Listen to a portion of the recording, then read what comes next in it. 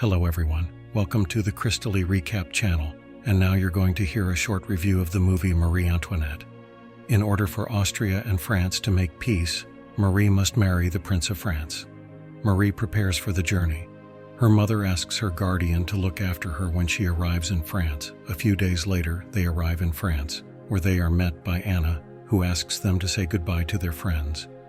She is then dressed in a special dress and taken directly to the palace. King Louis greets the girl and introduces her to his son.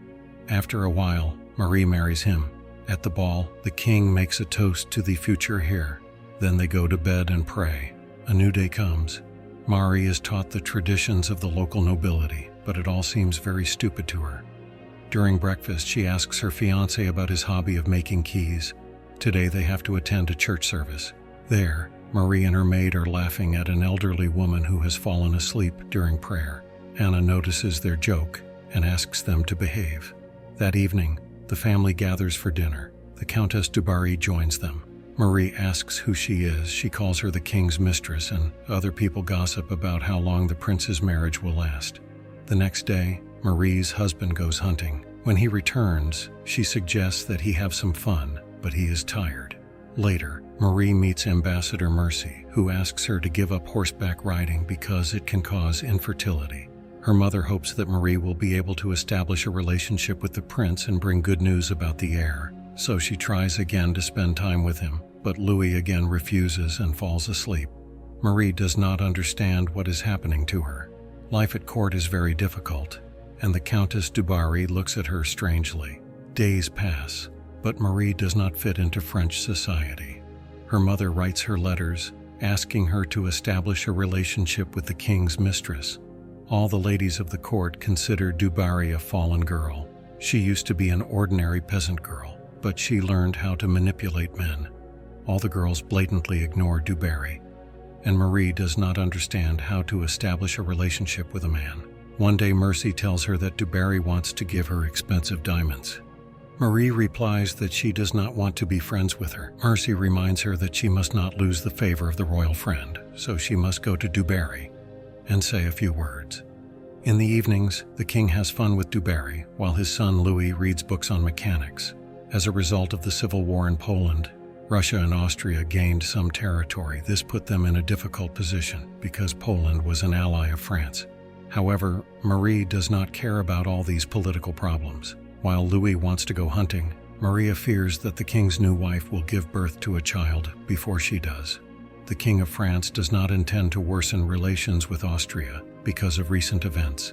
He is concerned that the prince and Marie are not living as husband and wife, and sends the royal physician to make sure they are okay. When the royal performance is over, Marie starts clapping loudly, but she didn't know that in France this is considered bad form.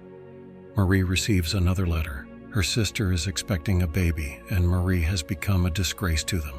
In the evening, Louis finally starts to approach Marie, but quickly turns away and apologizes. During breakfast, Anne arrives with the news that the Countess de Provence has given birth to a child. This boy will become the new ruler of Bourbonnais. Marie congratulates the woman, but is actually very jealous of her. There are rumors at court that Marie is barren. Every day she tries on many new clothes, drinks champagne and gambles. One day she gets so drunk that she agrees to go to a masquerade, and her husband goes with her. Marie notices a man who is clearly looking at her. It turns out to be a young count from the Swedish army. Marie flirts openly but does not cross the line. Louis asks his wife to leave because he feels uncomfortable. Only in the morning does everyone return to the palace. The couple was told that the king was sick with smallpox and that his life would soon be over. The priests could not accept his confession because he had a mistress, so the king sent her away. When the king died, Louis began to prepare to take the throne. From that day on, Marie became queen. Her birthday was celebrated on a grand scale. Although she is now a queen, her love of gambling has not disappeared. Her husband asks her to go to bed, but she decides to stay with the guests. The king and queen's chambers are a real dump. During the day, she is told that she spends a lot of money, so there is nothing left for charity for the people. Marie is not interested in this as she is in a hurry to try on new dresses.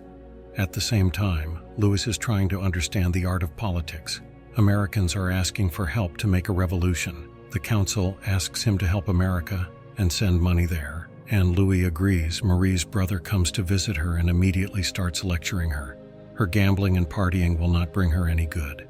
That evening, Louis got close to a woman for the first time. Marie was very happy and after a while gave birth to a girl. Although it was not a son, Louis was not going to leave Marie. She named the girl Thérèse and wanted to look after her daughter, but she was told that nannies would do it. The king gave Marie his own mansion, where she took a break from royal life. A few years later, Marie still lives in this mansion. Sometimes her friends come to visit her.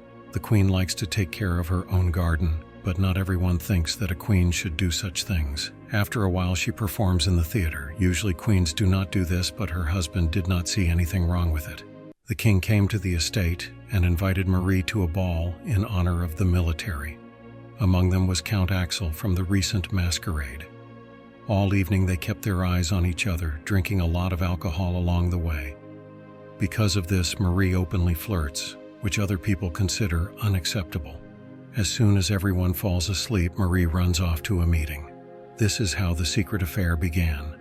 When he left the palace, life began to seem boring, and in her free time she remembered this relationship. The people of France are starving, but the king is not going to reduce benefits for Americans.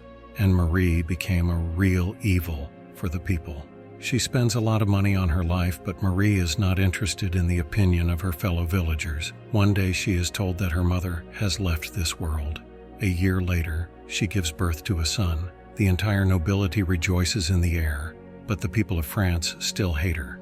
An angry mob seizes the Bastille. Most nobles are ready to flee, but the king and queen decide to stay. Louis is demanded to give food to the peasants, but the royal family does not change their principles, which is why the crowd approaches the palace at night. Marie decides to go out into the crowd and bow down, but obviously this hasn't changed anything. Marie returns to her husband, and they have one last dinner in the house. Eventually the couple leaves, and we see that the palace is completely destroyed. This is the end of the movie. That's all for today.